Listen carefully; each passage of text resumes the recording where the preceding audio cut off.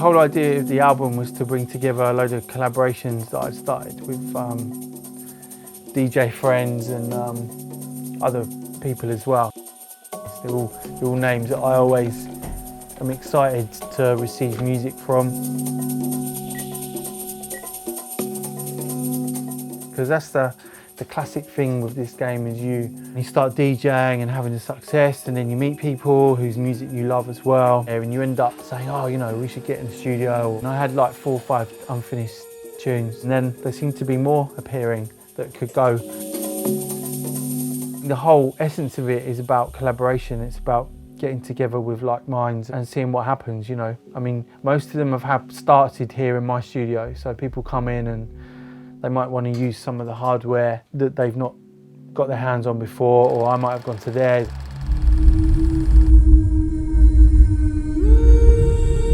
This track is called Do You, which I did with T. Williams, and it literally was just based around this noise.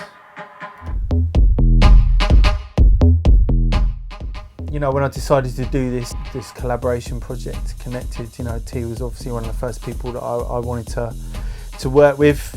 We actually worked on our first track about 2 years ago, maybe longer. Yeah, maybe. It takes that long to get it finished. I had the full vocal a cappella in the first instance, and then Simon chopped the hook out. As soon as I heard that little Do You remember, I was immediately like, yeah, we should use that like as if we were remixing what you were working on before.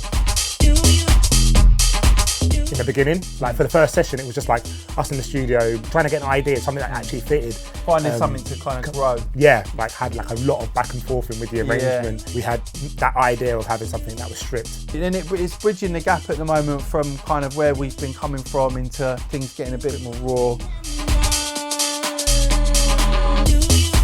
Also similarly playing it out. There's always a good sign when people are like, no one knows the song's yours, and people are asking like, oh, what's that? This is how I knew us. I was like, yeah, actually, I played it to Guy and Howard, Disclosure. So I happened to be around their house. Like they were like straight in. They were like, yes, that's a banger. Straight away. Like, if you look and see us in the studio, like literally we're there for hours and hours on end, just talking, like putting it all to rights. Yeah.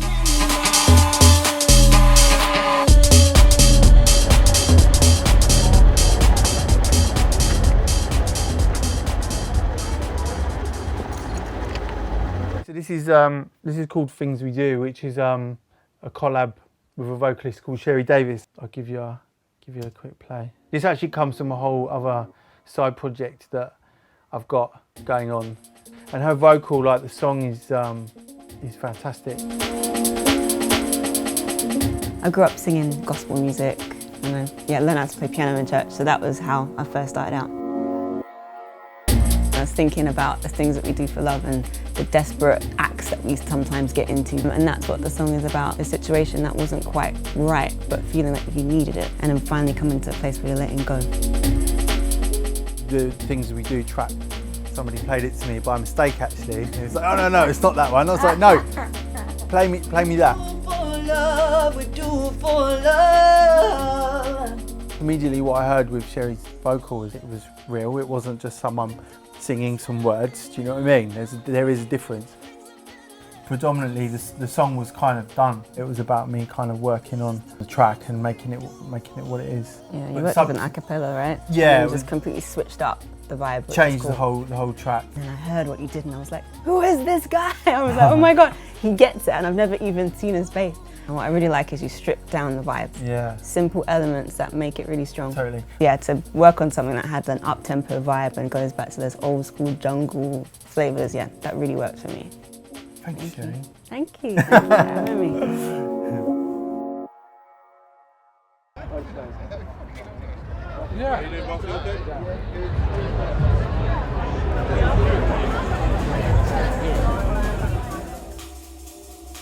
One of the solo bits, although it's a remix, is my remix of JD, Plastic Dreams. So we managed to team up with R&S, kind of collaborating but in a different way.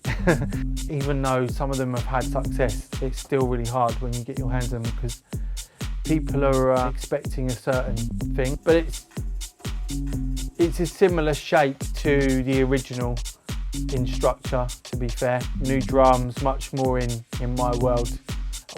I think it's probably going to open up the album. It's been opening up my DJ sets for months, so it's great to have it in place on the album like that as well.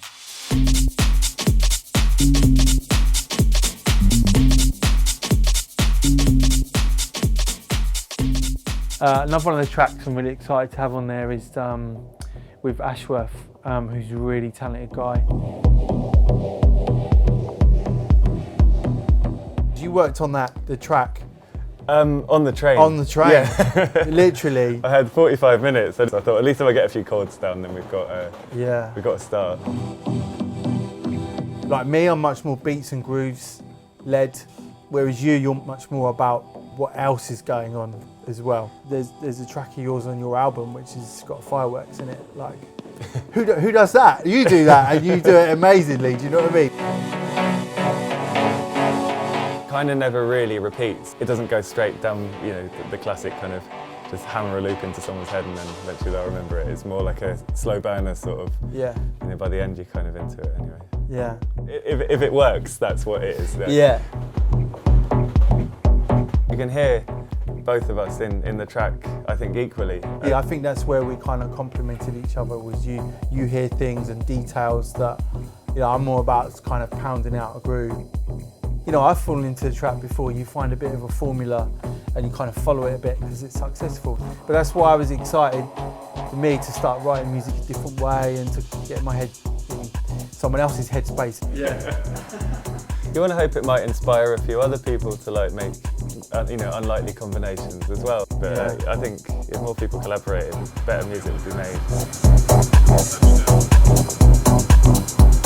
So it's hard, you know. It's like, you know, even if you've had some success with what you do, to kind of take new stuff out on the road and to try it and hope and pray that everyone's going to love it.